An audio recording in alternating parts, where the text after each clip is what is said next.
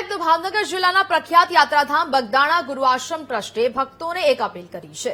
Social media પર artificial ઇન્ટેલિજન્સથી બનેલા બજરંગદાસ બાપાના ફોટા શેર ન કરવા માટેની અપીલ કરવામાં આવી છે। પૂજ્ય બજરંગદાસ બાપાના પવિત્ર સ્વરૂપ સાથે થઈ રહેલી છેડછાડ અંગે સજાગ રહેવા માટે પણ વિનંતી કરાઈ। આશ્રમ ટ્રસ્ટે સત્તાવાર પત્ર બહાર પાડી બાપાના ભક્તોની શ્રદ્ધા અને આસ્થાની પવિત્રતા જાળવી રાખવા મહત્વની સૂચનાઓ આપવામાં આવી છે।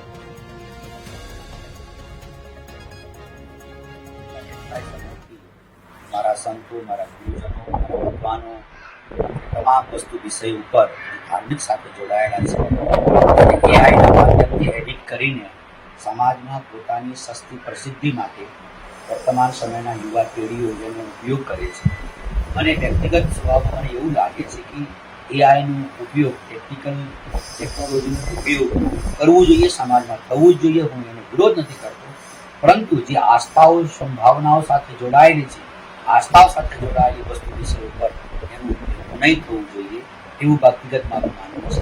યુવા પેઢીને એટલી પ્રાર્થના કરીશ, ધાર્મિક સંબંધી વિષયોમાં એઆઈનો ઉપયોગ ન કરીને વાસ્તવિકતાનું સ્વરૂપ અગર આપણે લોકો સમક્ષ પ્રસ્તુત કરશું વધારે હિતાવ અને સારું લાગશે।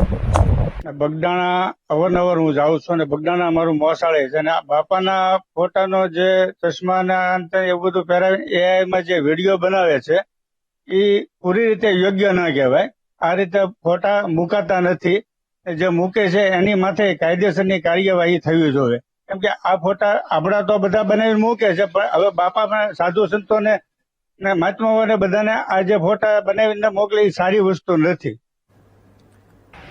તો જ પ્રકારે એઆઈના માધ્યમથી આ જે ફોટાઓ છે તે બનાવવામાં આવી રહ્યા છે, ધર્મને ઠેસ પહોંચાડી રહ્યું છે એઆઈ। બજરંગદાસ બાપાના નામે જે વાતો છે તે વહેતી થઈ રહી છે, જેને લઈને હવે અપીલ છે તે કરવામાં આવી રહી છે। બગદાણા આશ્રમની ભક્તોને અપીલ। આજના ડિજિટલ યુગમાં સોશિયલ મીડિયા અને એઆઈ ટેકનોલોજીના વધતા ઉપયોગ વચ્ચે પૂજ્ય બજરંગદાસ બાપા વિશે ફેલાવવામાં આવતી કાલ્પનિક વાતો અને બનાવટી ચિત્રો એક અત્યંત ગંભીર બાબત છે। પૂજ્ય બાપાનું સમગ્ર જીવન પ્રભુ રામચંદ્રજી પ્રત્યેની શ્રદ્ધા, અખંડ સીતારામ જાપ, સરળતા અને બગદાણા ધામમાં સદાવ્રત જેવી પરમ સેવા ભાવના પર આધારિત હતું। એમણે ક્યારેય ચમત્કારનો દાવો નથી કર્યો, પરંતુ પોતાની સાધના અને રામ નામના બળે કરોડો શ્રદ્ધાળુઓના હૃદયમાં સ્થાન મેળવ્યું છે।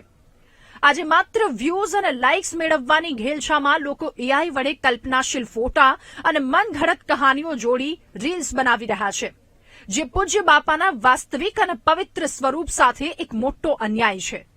આશ્રમની આ ચિંતા એકદમ વાજબી અને દુરંદેશીપૂર્ણ છે કે જો આ ખોટી અને કાલ્પનિક સામગ્રીને અત્યારે જ અટકાવવામાં નહીં આવે તો આવનારી પેઢી ઇતિહાસ અને સત્યથી વંચિત રહી જશે।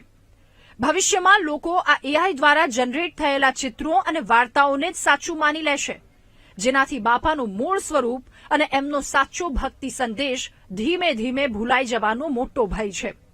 આ પરિસ્થિતિમાં આપણી સૌની નૈતિક ફરજ બને છે કે આવી અવાસ્તવિક રીલ્સ કે ફોટાને આગળ શેર ન કરીએ, એને પ્રોત્સાહન આપવાનું બંધ કરીએ। સંતોએ કોઈ કલ્પના કે મનોરંજનનો વિષય નથી, પણ શ્રદ્ધા અને સમર્પણનું પ્રતીક છે। માટે બગદાણા આશ્રમ તરફથી બે હાથ જોડી સૌ ભક્તોને નમ્ર પ્રાર્થના છે કે પૂજ્ય બાપાના ઓરિજિનલ ચિત્રો, એમના સાચા વિચારો અને બગદાણા આશ્રમની અધિકૃત પરંપરાને જ જાળવી આગામી પેઢી સુધી સાચો વારસો પહોંચાડવો એ જ આપણી ખરી ભક્તિ છે। જે પણ ભક્તોએ પોતાના એકાઉન્ટ પર આવા એઆઈ ફોટા મૂક્યા છે તેમને પણ આશ્રમની આ લાગણી સમજી એ હટાવી લેવા હૃદયપૂર્વકની વિનંતી છે।